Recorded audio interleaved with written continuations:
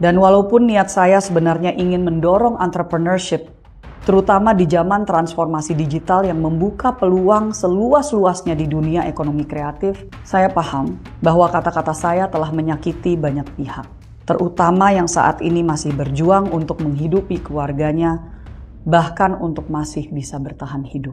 Kesalahan sepenuhnya ada di saya. Oleh sebab itu, melalui pesan ini, saya ucapkan permohonan maaf yang sebesar-besarnya atas ucapan dan kesalahan saya. Dengan ini, saya menyatakan pengunduran diri saya sebagai anggota DPR RI kepada fraksi Partai Gerindra. Saya berharap masih dapat diberikan kesempatan untuk menyelesaikan satu tugas terakhir, yaitu pembahasan dan pengesahan RUU Kepariwisataan yang merupakan produk legislasi kami di Komisi 7. Keponakan Presiden Prabowo, Rahayu Saraswati Tjoyo Hadikusumo, mundur sebagai anggota DPR RI dari fraksi Gerindra. Ia mundur dari jabatannya setelah pernyataannya dalam sebuah podcast dinilai kontroversial dan dikritik publik. Saat itu Sarah tengah membicarakan isu seputar lapangan kerja. Namun pernyataannya dipenggal sehingga terkesan mendorong para generasi muda untuk tidak bergantung pada pemerintah, melainkan mencoba peruntungannya sendiri.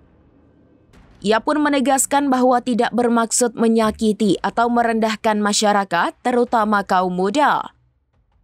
Namun ia tetap menyampaikan permintaan maaf dan mengajukan pengunduran diri dari kursi DPR RI. Keputusan Sarah kini mendapat pujian dari pengamat politik Rocky Gerung. Rocky mengatakan sikap Sarah bisa menjadi contoh dan pedoman etik baru bagi politik di Indonesia.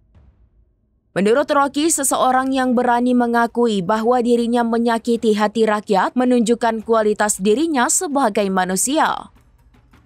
Terlebih ketika menyatakan pengunduran dirinya, Sarah tetap akan memperjuangkan hak-hak perempuan. Rocky menyebut model pejabat seperti itulah yang rakyat inginkan, yang mana tanpa harus menunggu perintah atau tekanan dari rakyat, mereka sudah sadar untuk mundur.